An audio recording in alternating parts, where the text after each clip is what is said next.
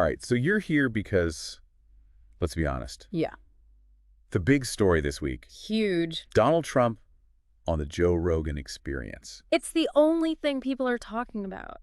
I mean, who would have predicted this even a month ago? Right?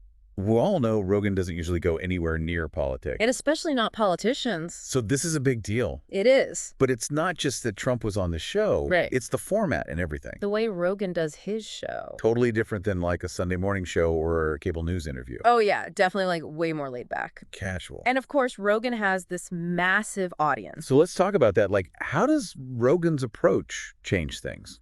Well, I think it lets someone like Trump speak more freely. You think so? Yeah. I mean, he's not getting cut off or grilled. It's more of a conversation. So you think Trump maybe feels more comfortable in that kind of setting? I think so. Yeah. And I think Rogan's no-nonsense style. He's definitely not afraid to ask tough questions. No, he's not, but he does it in a way that feels less like an interrogation. More like two guys just hashing things out. Exactly. So what were some of the highlights? Well, one of the biggest things they talked about was media bias. Which is interesting because that's something Rogan talks about a lot anyway. All the time. And of course, Trump's been railing against the media for years. Pretty much his whole career. But it's interesting how they both define media bias. Yeah, they're not just talking about like factual errors or like blatant lies. It's deeper than that. Yeah, it's more about the narratives that the media chooses to focus on. And the stories they choose to ignore. Exactly. So it's almost like they see the whole media landscape as inherently biased. Against them. Yeah. Against their worldview. And this came up a lot in their conversation. They talked about specific examples of what they saw as unfair coverage. Like what?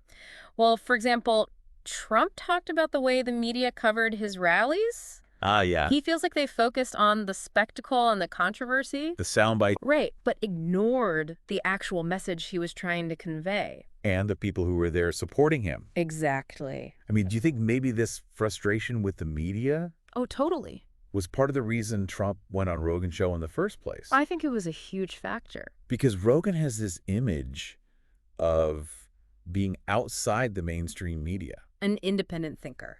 Not afraid to go against the grain. Yeah, and his audience is huge. Like millions of people. Yeah, And a lot of them probably don't follow traditional news that closely. they get their news from Rogan.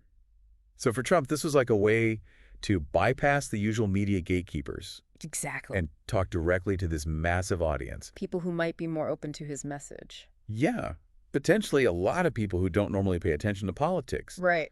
But this wasn't just like a general chat about the media and politics. No, Trump actually laid out some of his plans for 2024. he did. Talked about his campaign strategy, His vision for the future. which is pretty wild when you think about it. Yeah. I mean, this is a presidential candidate. Using a podcast to unveil his platform. Yeah, it's not the usual rallies and TV interviews. It's totally different. Makes you wonder if this is the future of politics. Could be. Could podcasts become the main battleground for campaigns?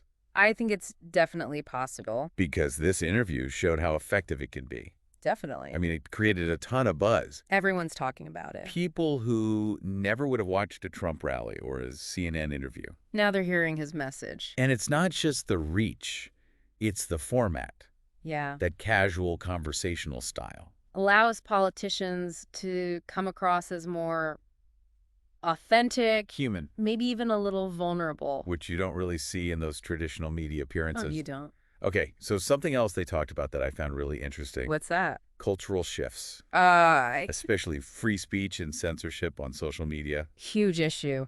And this is right up Rogan's alley. Oh, yeah. He's obsessed with that stuff. And it fits perfectly with his audience, too.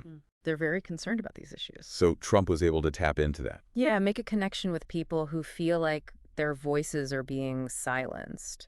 People who feel like the mainstream media and the tech companies are against them. Exactly. And it's interesting because the whole conversation felt like, Like an echo chamber. yeah, like they were reinforcing each other's beliefs, And validating the anxieties of the audience. creating this sense of community among people who feel disillusioned with the mainstream narrative. Yeah, powerful stuff. And it's pretty amazing to think that a simple podcast conversation Right. could have this much impact. It's crazy. This wasn't just two guys shooting the breeze. No way. This could actually change how we think about political engagement, How we consume media. even the future of free speech. It's that big. So I'll leave you with this. Okay. Is this the beginning of a trend? Good question. Will we see more and more politicians ditching the old media The TV appearances, the newspaper and interviews. opting for podcasts instead. To reach a bigger audience. To control their own To message. bypass the gatekeepers. And if that happens, yeah. what does it mean for the future of political discourse? Something to think about. Definitely worth pondering. Yeah, it is. All right, that's it for this deep dive. Thanks for listening. Thanks, everyone. We'll see you next time. See ya.